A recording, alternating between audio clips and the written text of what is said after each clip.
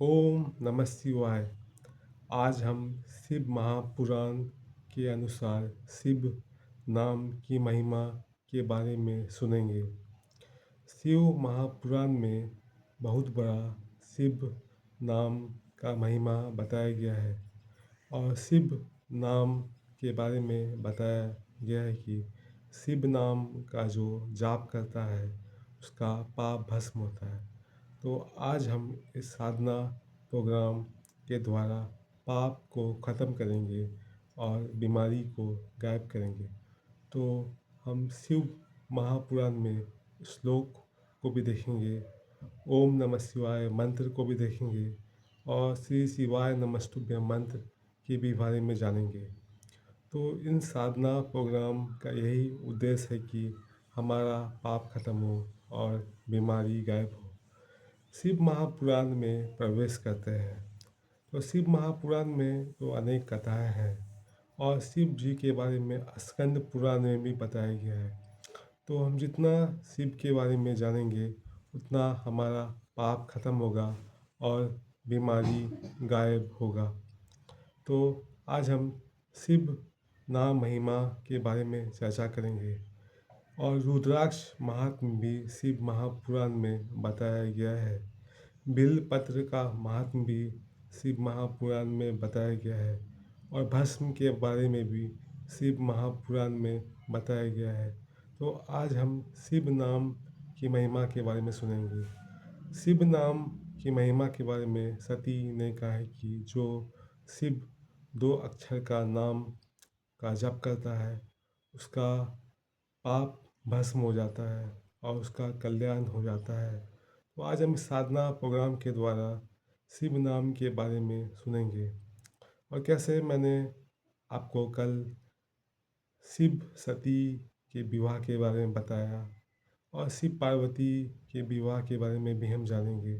तो शिव महापुराण में हम प्रवेश करते हैं जहाँ हम शिव पुराण में देखते हैं कि चंचुला का कैसे पाप भस्म हुआ, देवराज का कैसे पाप भस्म हुआ, बिंदु प्रेत योनि से मुक्त हुआ उसका भी पाप भस्म हुआ और कैसे शिवलोक को चंचुला ने प्राप्त किया, बिंदुक ने प्राप्त किया और देवराज ने प्राप्त किया। तो शिव महापुराण में आज हम प्रवेश करेंगे। तो पहले तो हम देखते हैं कि कैसे शौनक आदि मुनियों ने सूत जी से प्रश्न किया कि कैसे शिव प्राप्ति किया जाए। शिव प्राप्ति का भाव उत्पन्न हुआ शौनक आदि मुनियों के अंदर और कैसे शिव जी ने सूत जी ने उनको कथा सुनाया शिव महापुराण का। तो आज हम शिव महापुराण के बारे में और जानेंगे और मैं आपको यही साधना प्रोग्राम के जो है स्पिरिचुअल ब्लास्ट करेंगे, प्राणमय कोश को फाड़ेंगे और जब प्राणमय कोश फटेगा तो फिजिकल बॉडी में बीमारी गायब होगा। इस साधना के प्रोग्राम के द्वारा हम यही तो कर रहे हैं, हम प्राणमय कोश में चक्र को जागृत कर रहे हैं। जब प्राणमय कोश में चक्र जागृत होगा तो फिजिकल बॉडी में बीमारी गायब होगा। तो आपको डाउट होगा कि क्या पाप भस्म होता है? अगर ऐसा डाउट है तो इसका मतलब आपका पाप भी अभी आप संशय में हैं। तो संशय को भी ख़त्म करना है। पाप क्या भस्म होता है? ये बहुत लोगों का प्रश्न होता है मन में कि क्या वाकई में पाप भस्म होता है? हाँ, पाप भस्म होता है। लेकिन बहुत लोग विश्वास नहीं करते हैं क्योंकि शिव महापुराण का जो पाठ करेगा वही विश्वास करेगा। शिव महापुराण में तो अनेक कथाएं हैं और इन कथाओं का यही उद्देश्य है कि हमारा पाप भस्म हो और बीमारी गायब हो। तो शिव महापुराण में हम प्रवेश करते हैं। शिव महापुराण में हम कैसे देखते हैं कि भगवान पार्वती को शिव जी पार्वती को रुद्राक्ष के बारे में बताते हैं। एक मुखी रुद्राक्ष जो अपने आप में शिव है, पांच मुखी रुद्राक्ष जो अपने आप में शिव है और कैसे नौ मुखी रुद्राक्ष को दुर्गा कहा गया, छह मुखी रुद्राक्ष को कार्तिकेय कहा गया और कैसे बताया है कि पंचवक्त्र स्वयं शिव, पांच मुखी रुद्राक्ष स्वयं शिव है। तो इन सब कथाओं का यही उद्देश्य है कि हमारा पाप भस्म हो और बीमारी गायब हो। और तभी हो पाएगा जब आप इस साधना प्रोग्राम के द्वारा जुड़े हैं। तो अभी 5 मिनट हो चुका है और मैं आपसे ज़्यादा समय नहीं लूँगा और मैं यही बताऊँगा कि कैसे पाप खत्म होगा, बीमारी गायब होगा। शिव महापुराण में अनेक जगह पाप खत्म होगा और बीमारी गायब होगा ये बताया गया है।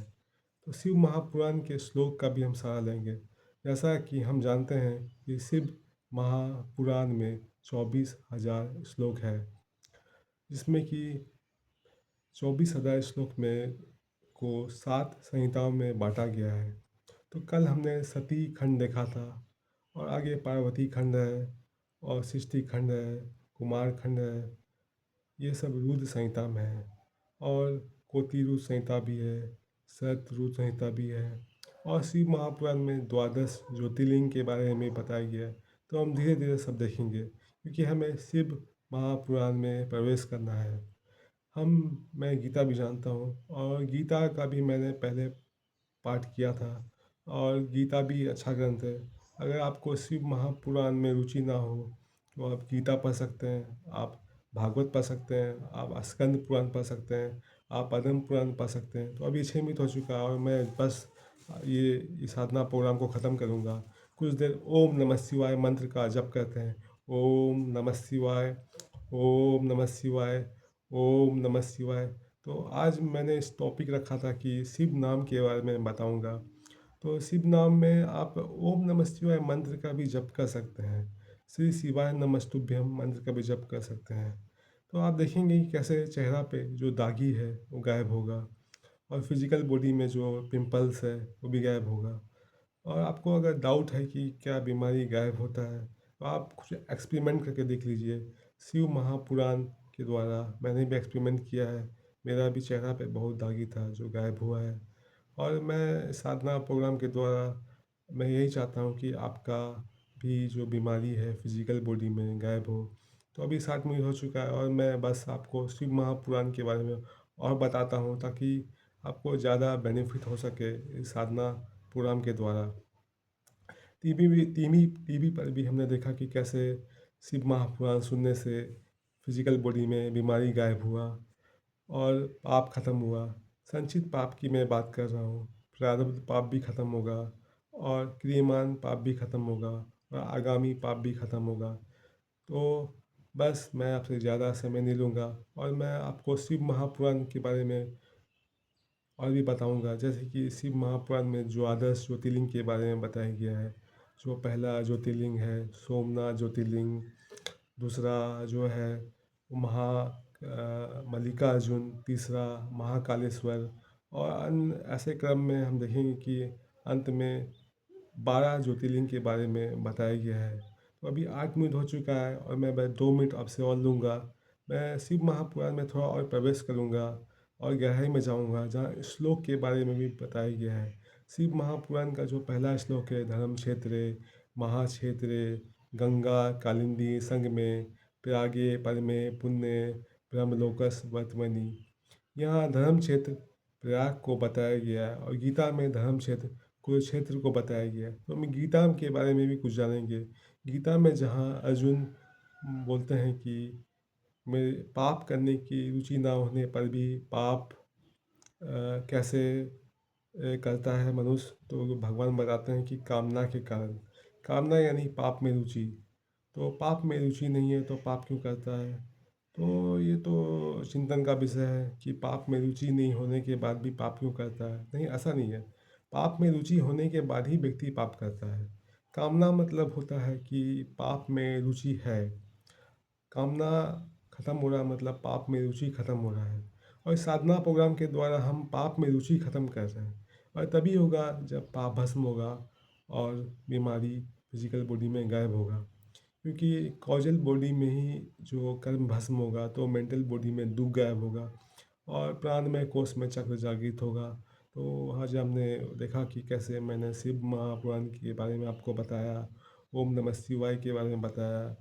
तो कैसे मुझे पता चलना चाहिए कि आप तक ये वीडियो पहुंच रहा है या नहीं। आप लाइक करेंगे तभी मुझे पता चलेगा कि ये वीडियो आप तक पहुंच रहा है और शिव महापुराण आप तक पहुंच रहा है। और मैं बस आपसे अलविदा लेता हूँ। बस यही कहना चाहूँगा कि अगर आपको वीडियो अच्छा लगा तो लाइक कीजिएगा और सब्सक्राइब कीजिएगा ताकि मुझे पता चले कि आप तक पहुंच रहा है कि नहीं वीडियो। मैं वाईटी स्टूडियो पे चेक करता हूँ कि कितने लोगों ने वीडियो देखा, नहीं देखा। तो मैं आपसे बस अलविदा लेता हूँ और मैं यही कहना चाहूँगा कि ये साधना प्रोग्राम से आप जुड़े रहिए, ताकि जो आपको डाउट अगर है कि पाप खत्म हो रहा है कि नहीं खत्म हो रहा, तो ये तो बस चिंतन का विषय है। धीरे-धीरे आपको विश्वास हो जाएगा कि पाप खत्म हो रहा है और बीमारी गायब हो रहा। तो मैं 10 मिनट हो चुका है, आपसे अलविदा लूँगा। आज के लिए इतना ही। ओम नमः शिवाय। हर हर महादेव। हर हर महादेव। हर हर महादेव।